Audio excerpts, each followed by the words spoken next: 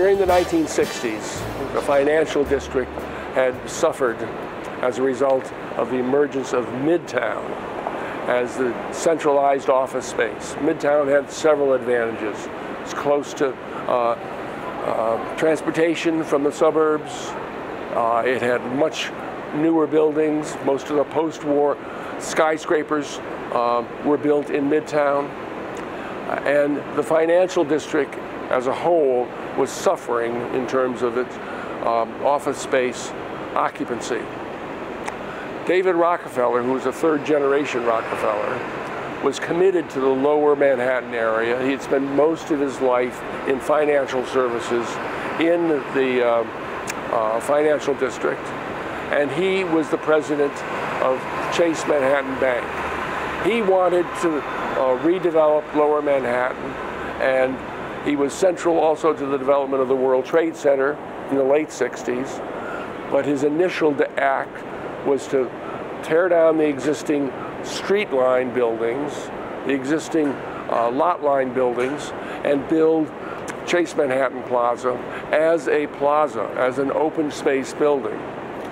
Zoning allowed him to take this area that you would have in a wide lot, compress it into a tower, and thus get an extremely tall and thin, elegant building. SOM, Skidmore, Owings & Merrill, was the architect of record. They have just come back from a successful development of the Lever House, now a landmark in Midtown Manhattan. The Chase Manhattan building was a further development of that thinking about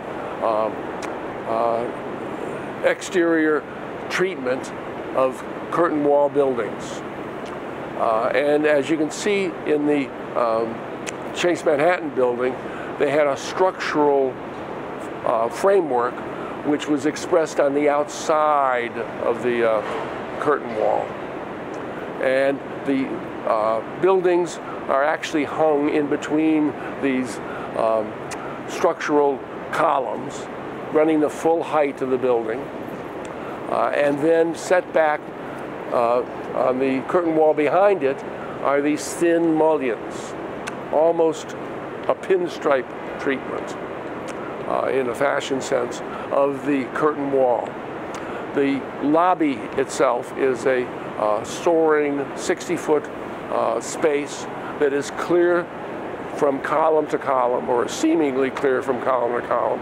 The majority of columns are hidden in the core and are not expressed on the inside.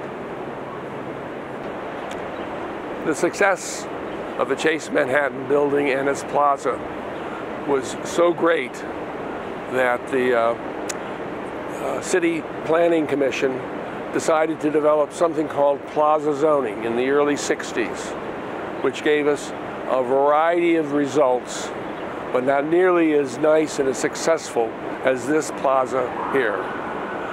The Rockefellers are known for their art collection in addition to their enormous wealth, and they used the contemporary artists as part of their plaza design, including the Dubuffet's sculpture on my left.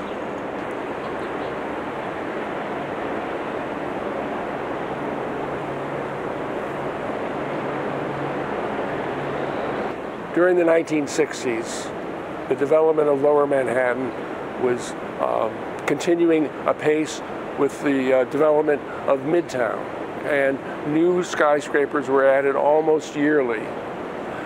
SOM was the primary beneficiary as an architect for these new skyscrapers. And behind me is the original Marine Midland Bank, now called 140 Broadway. And that is a further development for the aesthetic that was being produced in terms of curtain wall design. To carry the fashion analogy one step further, the 140 Broadway building is like a black A-line dress. Every woman owns one. It's a simple statement that they need for the most utilitarian usage. It can be both dressy and workaday, And this building represents that. It's a very smooth, almost continuous surface, very little expression of the structure, and dark glass as well.